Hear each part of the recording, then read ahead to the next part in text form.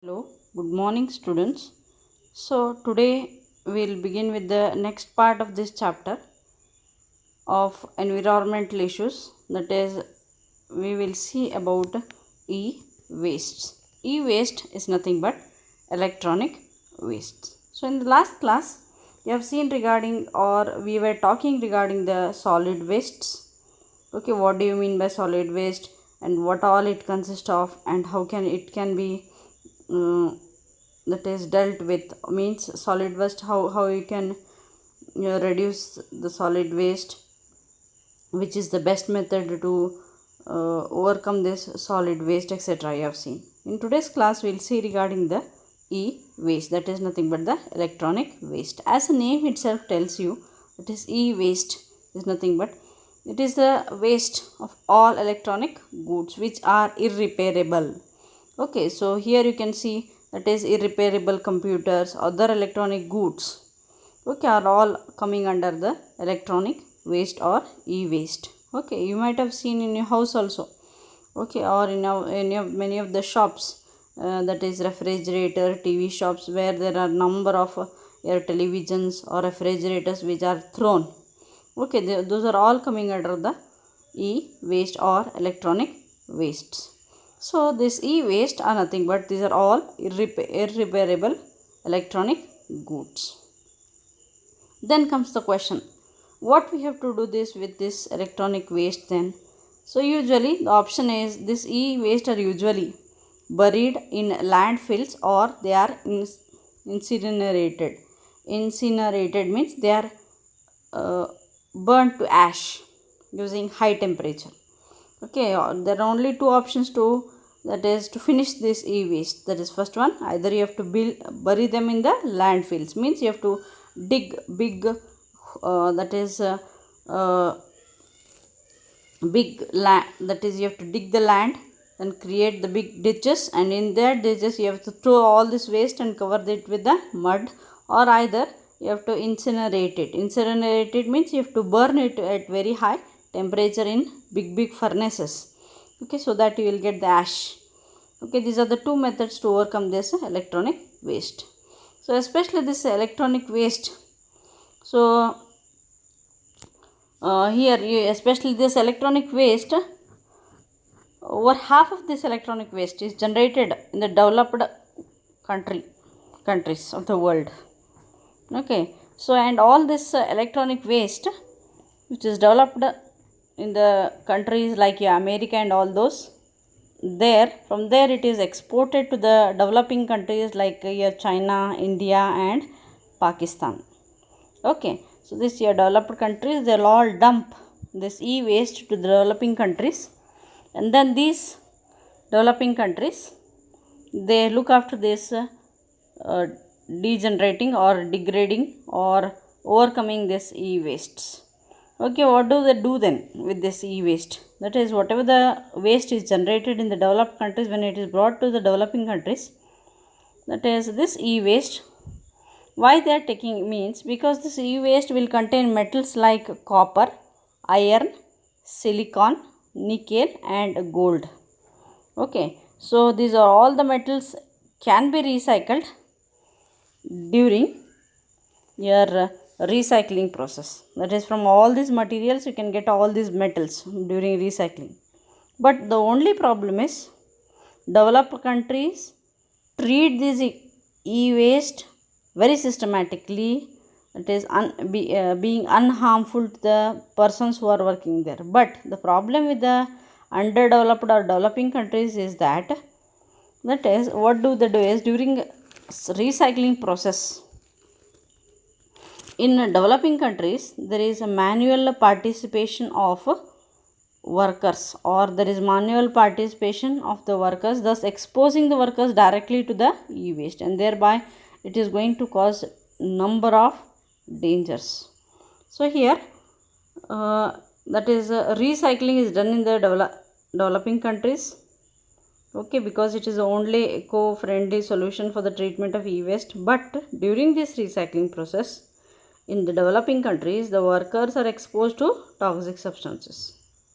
Whereas in the same case, when the developed countries are doing this, they are going to, that is, do recycling of the e-waste very systematically without the manual participation. Whereas in underdeveloped countries or developing countries, they'll what they'll do is they'll take help of the workers, and those workers are affected. So then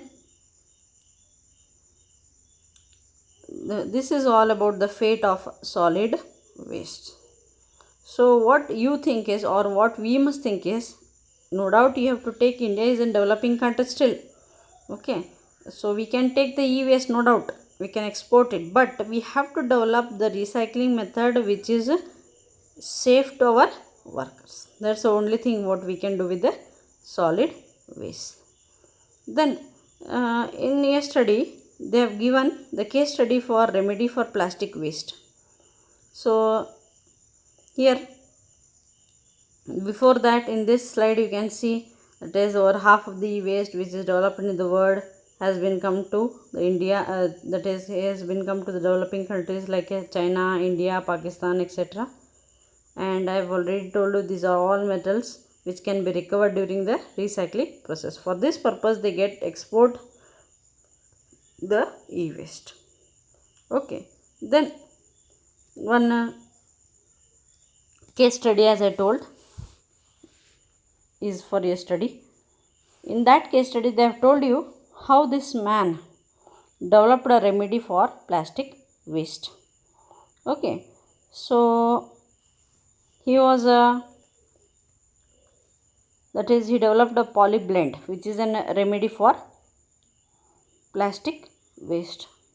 So this plastic sack manufacturer, okay, in Bangalore has managed to find an ideal solution for ever increasing problem of accumulating plastic waste. This man, okay, he founded a solution, that is, he was a plastic sack manufacturer in Bangalore. He has developed an idea. His name is Ahmed Khan. You might have seen in the slide, you can see his photo on the left hand side, that is Ahmed Khan, aged 57 years old. What he was doing is he was producing plastic sacks for the number of years, or you can say nearly 20 years. Then one fine day, suddenly about 8 years ago, he realized that plastic waste was really a problem. We will manufacture plastic manufacture. He was doing manufacturing since 20 years. Then suddenly he realized that is plastic waste was really a headache. Then he came to a solution that why do we not develop polyblend. Then what do you mean by this polyblend? This polyblend is nothing but it is a fine powder of recycled modified plastic which was then developed by his company. Okay, then why don't we mix this mixture with the bitumen, okay, and it is used to lay roads. So what he did is, that is, a substance known as polyblend was developed in his industry. And then he thought of mixing this polyblend with the bitumen and using it for laying roads. Then what he did is, in collaboration with RV College of Engineering, okay, and Bangalore City Corporation, what did he do is, that is, this Ahmed Khan proved that the blends of polyblend and bitumen, what it has got capacity to enhance the bitumen's water repellent property and hence increase the road life. That is what he wanted to tell is, when you use this bitumen along with the polyblend to lay the roads, we can make the roads waterproof, like, or you can say, as bitumen is there in that road laying material, that is, it can work as as it has got water repellent properties. It can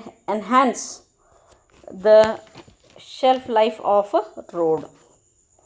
Okay, so in collaboration with RV College of Engineering and Bangalore City Corporation, what he did is he proved that blends of polyblend and butadiene can be used to lay roads.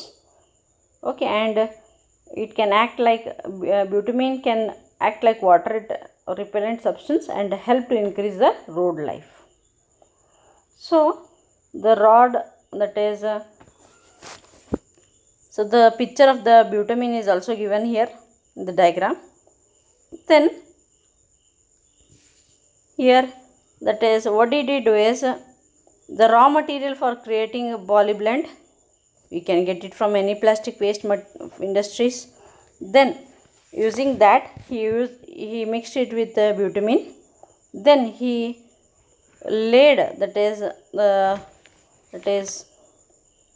a road for in 2002, you can see, that is using this near in the year 2002 till year 2002, more than 40 kilometers of roads in Bangalore has been laid using this that is polyblend and butadiene. Okay, so usually what the idea was, that is usually this the raw material for creating polyblend is any plastic waste.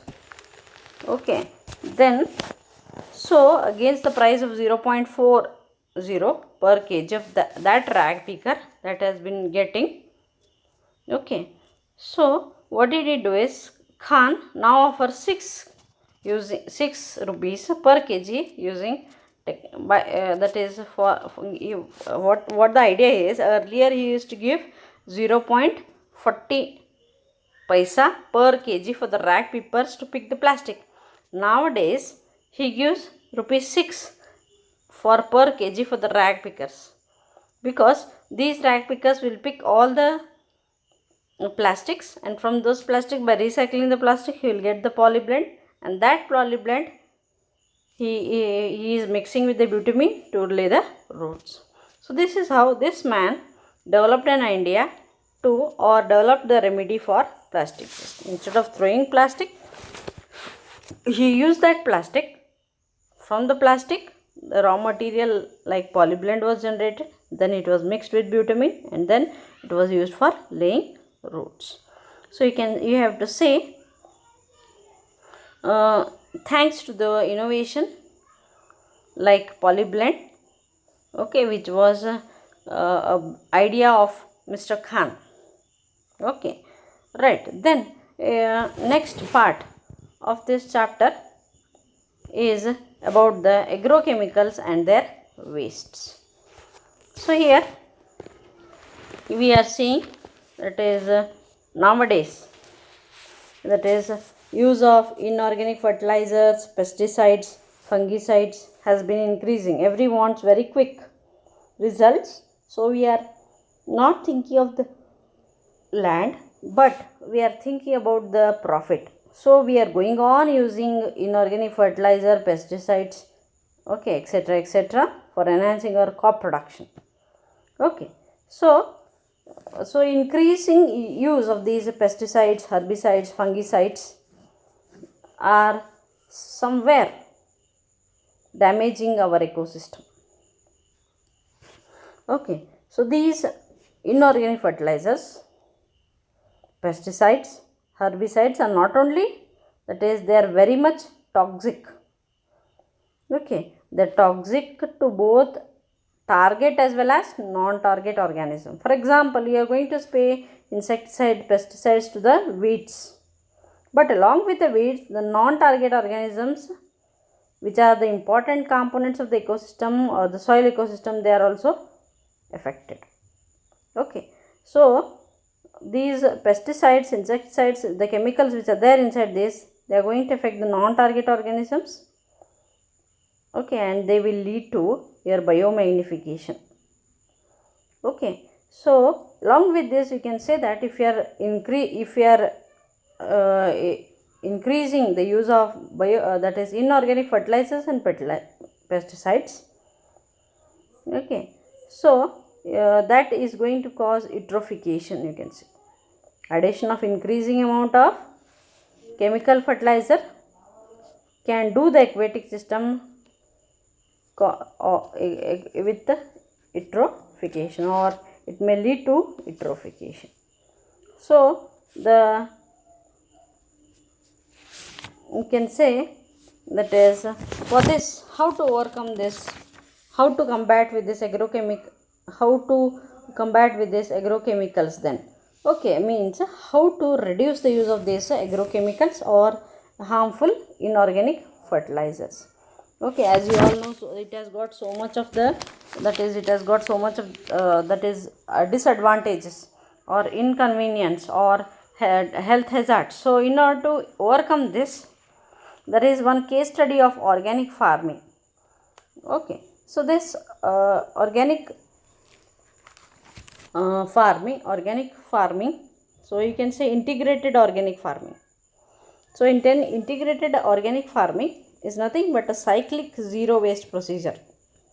Integrated organic farming is nothing but a cyclic, they are related to one another, cyclic. Okay, zero waste procedure where waste products from one process are cycled as a nutrient for the others, because one process is related to another process. So once again, that is integrated organic farming is nothing but cyclic zero waste procedure where waste of one product it is waste product of one process are recycled as a nutrient for the other process. As a result, there is maximum utilization of the resources, and therefore we are going to increase the efficiency of the production. Okay, one such farmer, that is Ramesh Chandra Dagar. Okay, there that is the photo is given. This man, that is Ramesh Chandra Dagar, he is a farmer in Sonipat, Haryana. Okay, this man has followed this integrated organic farming. Okay, he includes beekeeping, then he has got dairy farm management, then he has got water harvesting, composting, agriculture, and these all the processes are a chain processes which are going to help each other, which are going to support each other and allow an extremely economical and sustainable processes, you can say. That is Ramesh Dagar, farmer. He does all, that is beekeeping, he has kept bees. Okay, then he does, that is dairy, he has got buffaloes or the cows. Okay, then he is also does that is water harvesting, composting, agriculture. Okay, and all this is he is going to do in an integrated way. Okay, so that is what he does exactly is that is, as he has got your dairy, okay, animals, and then as he has got animals, that is there is no need of use of chemical fertilizers for crops. Okay, as he uses cattle excreta, that is cow dung, as a manure, that's one problem is solved. Then crop waste, usually whatever the crop waste he gets, okay, as he does, that is farming, that is crop waste is used to create compost, which can be used as natural fertilizer. Okay, or you can you use it for generation of natural gas, and thereby he is going to satisfy the energy need of the farming. Okay, then here, that is he has got beekeeping, those bees will pollinate the flowers, crops, and thereby increasing the yield of the crops, and vice versa, that is bees are going to get the honey or the nectar. Like this, all these that is processes are interlinked. Okay, so here, that is advantages in the slide they have shown you, that is the advantages of Dagar's integrated organic farming. Okay, he has got many processes, those are all processes supporting each other, and then there is no use of chemical fertilizers, as the cow dung from the, that is cows or the buffalo, is used as manure. Then crop waste, as already told you, can be used to create compost.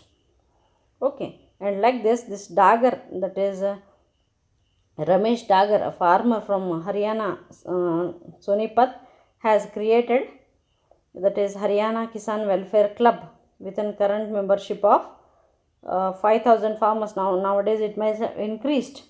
Okay, and this society or this welfare club, okay, it is there to spread information about integrated organic farming. Okay, he is very enthusiastic. He has got that is zeal to spread the information and help other farmers to practice this integrated organic farming. So like this, by doing this integrated organic farming, you can minimize the use of inorganic chemical fertilizers or pesticides, fungicides, etc., and thereby save nature, protect ourselves from biomagnification and reduce eutrophication. Okay, then next part of this chapter is radioactive waste. So here, what do you mean by this radioactive waste then? So you might have heard regarding the nuclear energy. So usually that is nuclear energy, that is the bomb, nuclear bombs, okay, nuclear plants, okay, Hiroshima and Nagasaki, those are all the nuclear plants which will contain nuclear energy. So usually your nuclear energy was considered as a non-polluting way for generating electricity. But later on, it was realized that your nuclear energy has got two main problems, very serious problems. The first one is nuclear energy will sometimes that is, it is one of the non-polluting way of generating energy, no doubt, or electricity, but it has got two problems with it. First one is, if suppose there is an accidental leakage, if that is in some that is few years ago, in many of the that is many of the countries, wherever there was, I don't exactly remember the name of the country, but there was a nuclear plant was leaked. Okay, suppose the first case, that is there are two problems I told you. First one is accidental leakage. Okay, so what happens if there is accidental leakage? So we can say, that is, for example, 3 Mile Island incident and Chernobyl incident. These two incidents they have quoted. Okay, so there you can say there is the chances for accidental leakage, and when there is accidental leakage, the radiation comes out, and when the radiation comes out from this nuclear plants, not plant means that, not that plant means the, that is the, what you can say, the setup. Okay, when the radiation come from these nuclear plants, these radiations are very harmful, which can cause mutations within seconds. So accidental leakage, okay, it has occurred once in 3 Mile Island incident, which took place in March 28, 1979. Okay, so, and Chernobyl incident. Then second thing is, the problem with the nuclear energy is safe disposal of radioactive waste. Where to dispose this radioactive waste? So this radioactive waste, it's not so easy. Okay, you cannot dispose it as you dispose your plastic or something else. So this radioactive waste disposal is very, very risky. Okay, right. Okay, so here these are the two problems of radioactive waste. Then, so you can see here in the next slides, Chernobyl incident, what happened, that is when there was leakage of the nuclear plant, that is the 3 Mile Island incident. So here you can see how that is from the chimneys there was release of these gases, and that is when the radiations are given off from this nuclear waste, which are extremely dangerous to the organism, because as I already told you, it is going to cause mutations at a very high rate. Okay, and at very high, that is doses of this nuclear radiation are very dangerous, and it causes various disorders. Okay, and you can say that by seeing all these things, you can say that nuclear waste is an extremely potent pollutant. Okay, very dangerous pollutant, which can cause pollution of the environment, and so it has to be dealt with maximum caution. Very carefully you have to handle. Okay, so that is in total what you can say is nuclear waste, that is nuclear energy, it is a boon. Okay, it is very useful, but along with that it is also got some disadvantages. That is, it may sometimes lead to accidental leakage, and it will, that is second thing is it requires very careful handling. Then if you don't handle it properly, then the effects are, it may cause mutation at a higher rate, then high dose is very lethal, and lower dose may cause various disorders like cancer, etc. Okay. Then about the disposal, if we talk about the disposal, that is a storage of this nuclear waste after sufficient pre-treatment should be done in an sustainably shielded containers which are buried within the rocks. Then you may ask me the question, where to, that is, dispose this nuclear waste then? So this nuclear waste, what do they do is, usually it is recommended to store the nuclear waste in shielded containers. You can see in the diagram they have shown you how deep they'll dig the ditch, and in that how they are going to put this nuclear waste in a shielded vessel. That is, it is recommended to store the nuclear waste in shielded containers which are buried within the rocks about 500 meter deep below the earth surface. Okay, right. So it is very dangerous to keep it superficial. So always they will dig that is a hole underground about 500 meter deep below the earth surface. There they will dispose this radioactive waste, and then they will cover it. Okay. Sometimes it may happen, that is, no doubt this is unsafer, but sometimes what happened is this method of disposal is meeting opposition from the public, because anytime some accidentally there may be the leakage of this radioactive waste from the ground also. Okay, so this is all regarding the radioactive waste. Okay, then next is about the greenhouse effects and global warming. So then what do you mean by this greenhouse effect?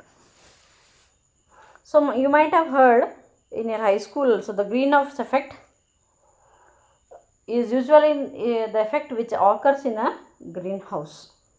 Okay, in a villages you might have seen many farmers will develop greenhouse. Okay, so the whatever the effects which are developing, okay, the phenomena that is occurring inside the greenhouse is nothing but the greenhouse effect. So greenhouse means what then? Greenhouse is nothing but a small glass house which is used for growing plants during winter especially. Okay, in the picture they have shown you how there are mesh like, that is bent houses are built, and inside which the plants are grown. That is, you might have seen this, which you might have come across on the roadside in some of the villages. They are growing in such crops in such glass houses. Those are the greenhouses. So greenhouses are nothing but these are the small glass houses which are used for growing plants, especially during the winter seasons. Then what happens in this greenhouse is, in this greenhouse, as it contains glass, this glass panel is going to allow the light to come in, but this greenhouse does not allow the light to or the heat to escape. As a result, what happens is, that is, as the sunlight is coming in, but not able to go out, that is going to warm up the temperature, or that is going to lead to increase in the temperature inside that glass house. Okay, right. And thus you can say that is nothing but the greenhouse effect.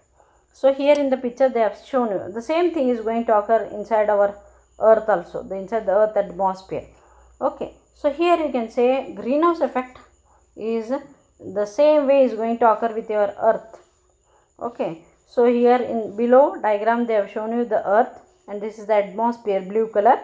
So from the sun radiations are coming, and some of the radiations are going to reach the Earth's surface, and some of the radiations are going to be reflected back, and a few of them radiations, that is, are unable to go out of the Earth atmosphere, and thereby increasing the temperature of the Earth's surface, and that phenomena is nothing but the greenhouse effect. So greenhouse effect is nothing but it is a naturally occurring phenomena that is responsible for heating Earth's surface as well as the Earth atmosphere.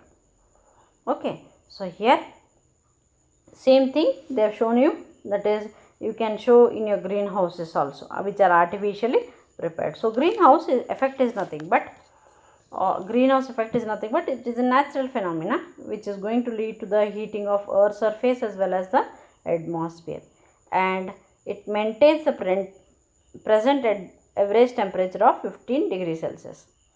So you may ask me the question, what if the greenhouse effect is not there on the Earth? So if without greenhouse effect, our average temperature at the Earth's surface would be about minus 18 degrees Celsius. So greenhouse effect is there, so only we are able to maintain our temperature at, that is, Earth's surface temperature at 15 degrees Celsius. Otherwise our Earth's surface temperature would be minus 18 degree Celsius rather than our present 15 degree Celsius. So here, as I already told you regarding the greenhouse effect in brief, let me talk more about this. That is, here greenhouse effect with respect to our Earth. In this diagram you can see in the right hand, that is in the left hand side, the diagram is going to show you, that is, your sun is the only source of energy, and the sun is going to send all its ultraviolet radiations and the that is heat to the Earth surface, that is. Okay, then here clouds and the gases are going to reflect about 1/4 of the incoming solar radiations and absorb some of it. Okay, when the sun is sending its radiation towards the Earth's surface, you can see that some of the radiations are absorbed by the clouds and the gases. Okay, that is, some of it is absorbed by the clouds and gases, some of it is absorbed, that is 1/4 of it is in 1/4 of the incoming solar radiation is reflected, but almost half of the incoming solar radiation falls on the Earth's surface, and thereby it is going to heat the Earth's surface. Okay, so solar radiation is coming on the Earth's surface early in the morning, okay, or daytime.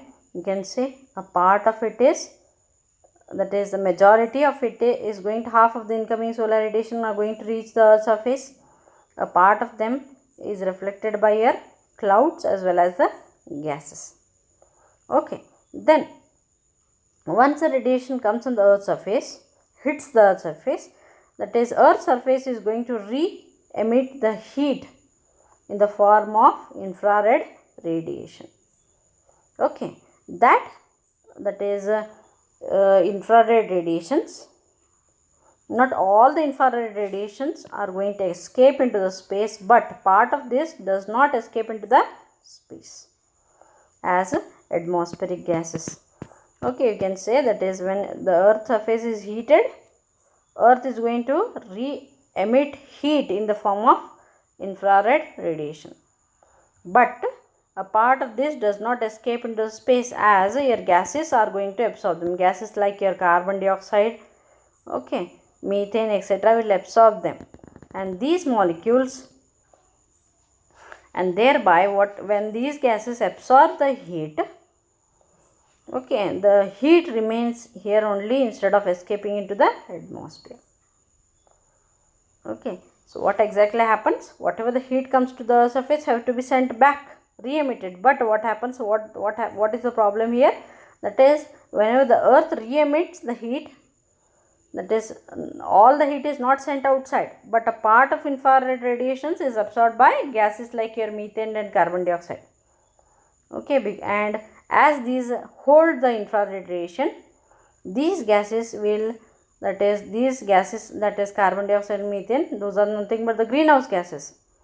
Okay, they will hold them and radiating heat energy, and thereby they are going to increase the earth surface and thereby heating the earth surface, and that is going to cause greenhouse effect.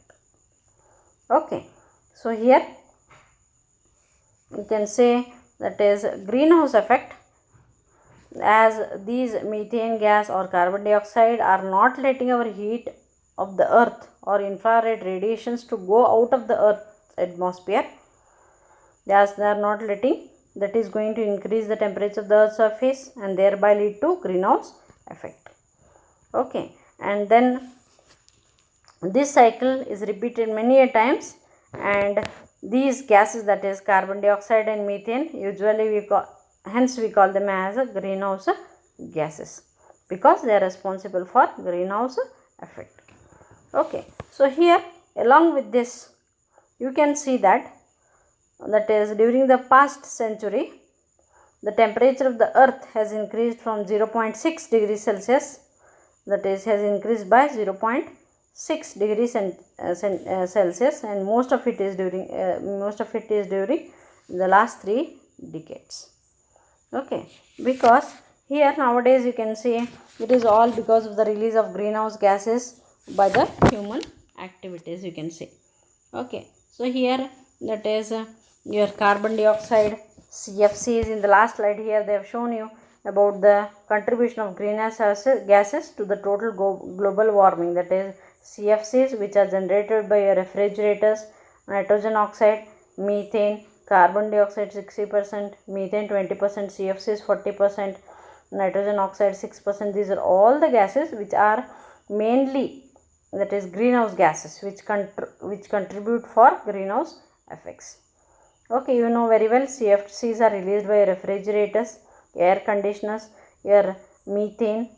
Okay, then your perfumes also, then your nitrogen oxides, then your industries are contributing carbon dioxide. So these all the gases, they are going to that is lock, they are mainly responsible for locking the infrared radiation within the earth atmosphere, thereby increasing the temperature of the earth. So as a result, when the temperature of the earth is going to increase, that is going to lead to many of the adverse effects, has many adverse effects. That is, when there is increase in the temperature, we can say that is scientists believe that when there is rise in temperature, there are deleterious changes in the environment.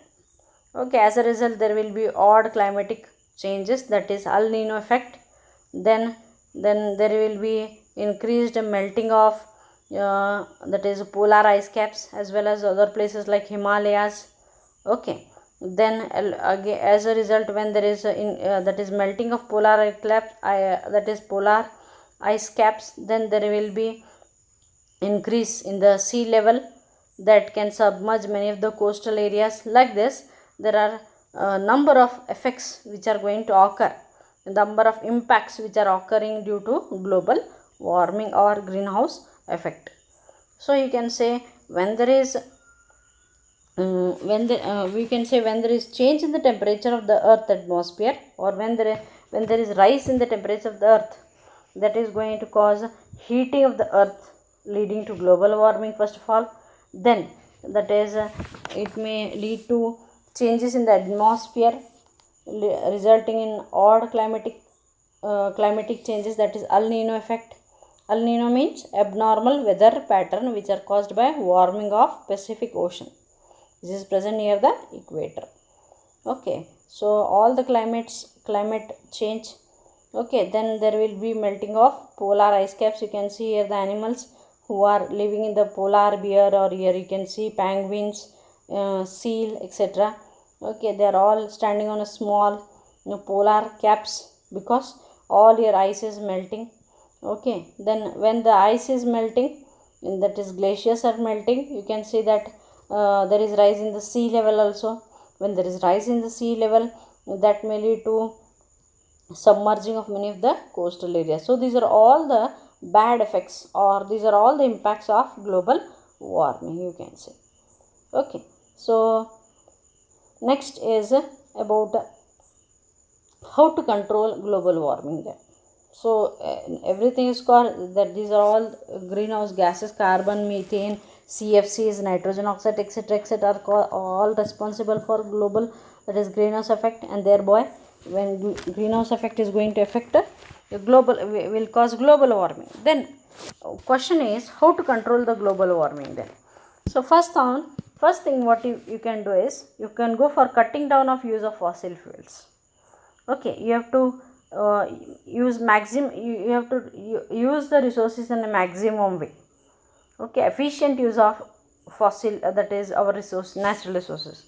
How you can do is, first of all what you can do is use of that is reduce your use of fossil fuels. Then second thing is improve the efficiency of energy usage. Then third thing what you can do is reduce deforestation and plant trees. Okay, stop cutting trees, plant more trees. Then you have to keep a check on human population, in the sense decrease human population. So these are all the ways how you can control global warming. That is, we have to efficiently use our natural resources or the fossil, that is natural resources, improve our energy efficiency, then reduce the use of fossil fuels. By all these initiatives you can, that is plant more trees, reduce the population. Then at the international level, initiatives are also being taken to reduce emission of greenhouse gases. Nowadays the fridge and air conditions have come, which are going to release less CFCs as compared to the earlier, and thereby going to reduce the emission of greenhouse gases and thereby reducing the global warming. Then so this is all regarding the greenhouse effect and global warming. Then